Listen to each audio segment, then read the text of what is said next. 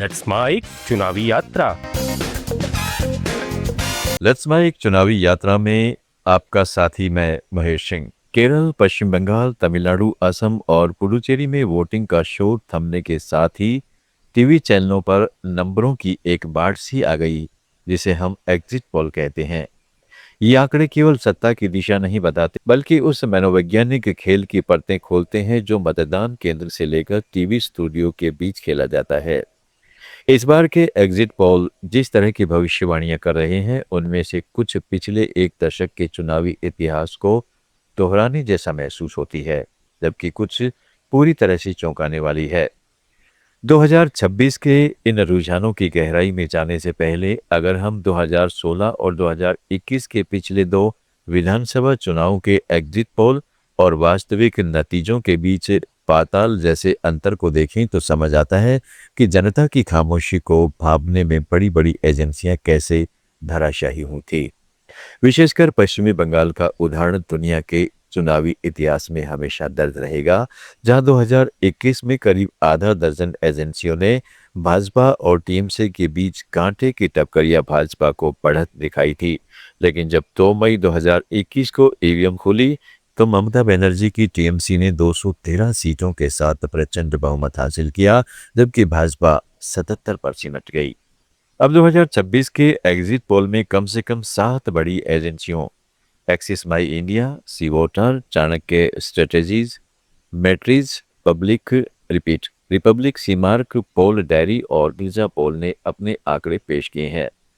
पश्चिम बंगाल की बात करें तो प्रज्ञा पोल और मैट्रिज ने इस बार भाजपा को 145 से 160 सीटों के बीच बहुमत मिलने का दावा किया है, जबकि चाणक्य स्ट्रेटेजीज ने इसे 200 के पार बताया है। वहीं दूसरी ओर सी वोटर ने टीएमसी को बढ़त लेते हुए उसे 152 से 164 सीटों के बीच रखा है।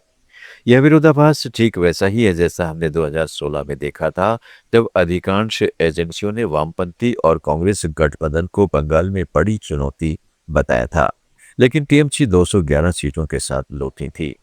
असम में इस बार एक्सिस माई इंडिया ने एनडीए को 88 से 100 सीटें दी हैं, जबकि जेवीसी ने इसे 88 से 101 के बीच रखा है, जो 126 सदस्यों वाली विधानसभा का स्पष्ट बहुमत है। कांग्रेस गठबंधन को यहां 23 से 35 सीटों के बीच समेटा गया। अगर हम 2016 के असम चुनाव को देखें, तो तब एक्सिस माई इंडिया ने भाजपा गठबंधन को 79 से 93 सीटें दी थी और नतीजे में उन्हें 86 सीटें मिली, जो पोल की सटीकता का एक दुर्लभ उदाहरण था। तमिलनाडु और केरल का खेल हमेशा से जटिल रहा है। 2026 के एग्जिट पोल में तमिलनाडु के लिए द हिंदू और द सी वोटर के सर्वे इशारा कर रहे हैं कि डीएम के गठबंधन अपनी सत्ता बचा सकता है, लेकिन इस बार थलपति विजय की पार्टी टीवी के प्रवेश ने गणित उलझा दिया है। रिपब्लिक पी मार्क का अनुमान है कि डीएमके को 135 से 150 सीटें मिल सकती हैं, जबकि अन्ना द्रमुक 60 से 75 के बीच रह सकती है। यह 2016 के उस दौर की याद दिलाता है जब लगभग हर एजेंसी ने जयललिता की हार और करुणानिधि की जीत की भविष्यवाणी की थी, लेकिन जयललिता ने सबको गलत साबित करते हुए सत्ता में वापसी की थी। उस समय न्यूज नेशन ने अन्ना द्रमुक को 95 से 99 सीटें दी थी, जबकि वास्तविक नतीजा 134 रहा था। केरल में इस बार सी वोटर ने 10 साल बाद कांग्रेस नेतृत्व वाले यूनियन की वापसी की भविष्यवाणी की है। उसे 75 से 82 सीटें दी गई हैं, जबकि सत्ताधारी एलडीएफ को 55 से 62 के बीच रखा गया है।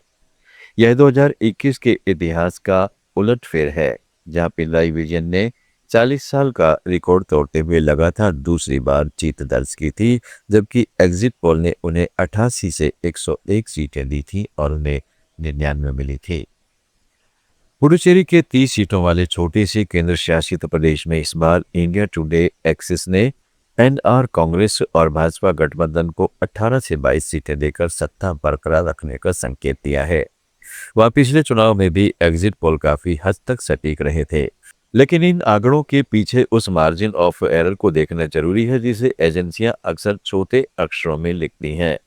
बंगाल में इस बार मतदान प्रतिशत 82% से ऊपर रहा और असम में यह रिकॉर्ड 85.91% तक गया है।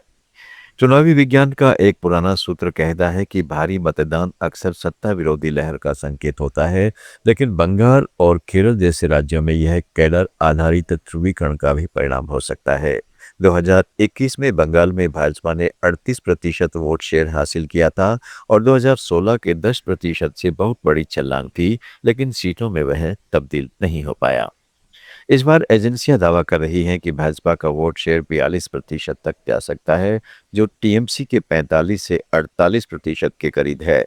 एग्जिट पोल की विश्वसनीयता पर उठते सवालों के बीच यह भी देखना होगा कि इसका सैंपल साइज क्या रहा है। एक्सिस माई इंडिया ने दावा किया है कि उन्होंने 5 राज्यों में 7 लाख से अधिक मतदाताओं से बात, जबकि चाणक्य स्ट्रेटजीज ने अपना सर्वे डिजिटल फीडबैक और बूथ लेवल एनालिसिस पर आधारित रखा है। 2016 के तमिलनाडु चुनाव में लगभग सभी एजेंसियां फेल हुई थी क्योंकि उन्होंने साइलेंट वोटर को नहीं पहचाना था। इस बार भी तमिलनाडु में 85.1% और असम में 85% से अधिक का मतदान यह बताता है कि महिलाएं और युवा मतदाता बड़ी संख्या में बाहर निकले हैं।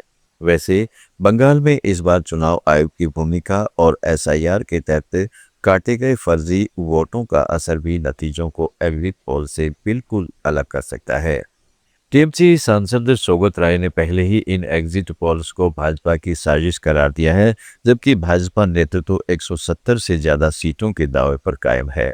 पिछले चुनाव के आंकड़ों का विश्लेषण करें तो समझ आता है कि एग्जिट पोल अक्सर व्यापक रुझान तो पकड़ लेते हैं, लेकिन सटीक सीटों के मामले में वे प्रिडिक्शन के बजाय प्रोजेक्शन बनकर रह जाते हैं।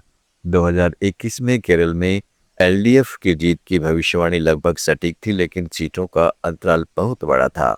उसी तरह असम में 2021 में न्यूज एक्स चाणक्य ने भाजपा को 90 सीटें दी थी और उन्हें 75 मिली।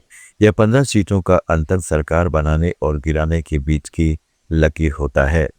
2026 के इन चुनाव में पुडुचेरी और असम को छोड़कर बंगाल और तमिलनाडु में एजेंसियां खुद भी बहुत बटी हुई नजर आ रही है।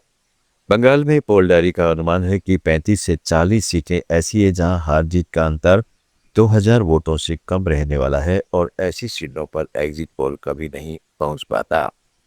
इतिहास गवाह है कि भारतीय मतदाता विशेषकर बंगाल और तमिलनाडु जैसे राज्यों में अपनी प्राथमिकताएं बताने में बहुत संकोची होता है।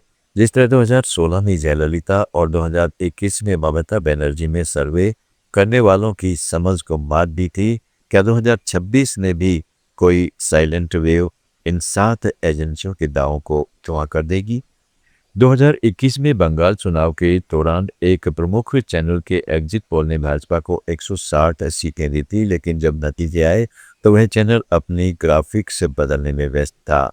इसलिए जब तक आखिरी राउंड की गिनती पूरी न हो जाए तब तक इन नंबरों को सत्य के बजाय केवल संभावना के तौर पर देखा जाना चाहिए। अभी लेट्स माइक की चुनावी यात्रा जारी रहेगी। इससे जुड़ने के लिए डाउनलोड करें लेट्स माइक ऐप, जहां आप इसे रेडियो पर भी डाउनलोड कर सकते हैं। जुड़े रहें लेट्स माइक के साथ। आप सुन रहे थे let's mike more than radio. Follow कीजिए हमें हमारे सोशल मीडिया प्लेटफॉर्म्स पर। It's time for news. It's time for more than radio. Presenting the first radio news app, Let's Mic. Let's Mic, a news-based app on your phone where you get to watch and listen news, talk shows, interviews, radio show podcasts. On Let's Mic, you get all relevant information of TV, print, radio, podcast, and digital.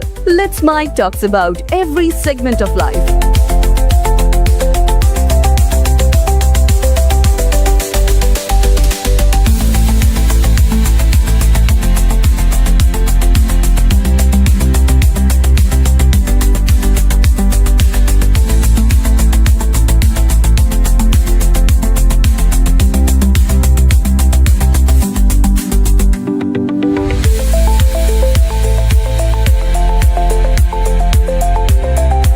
Download the app now from Play Store. Available both on Android and iOS mobile phones. Follow us on YouTube, Instagram, Twitter, LinkedIn, Facebook, Telegram, WhatsApp,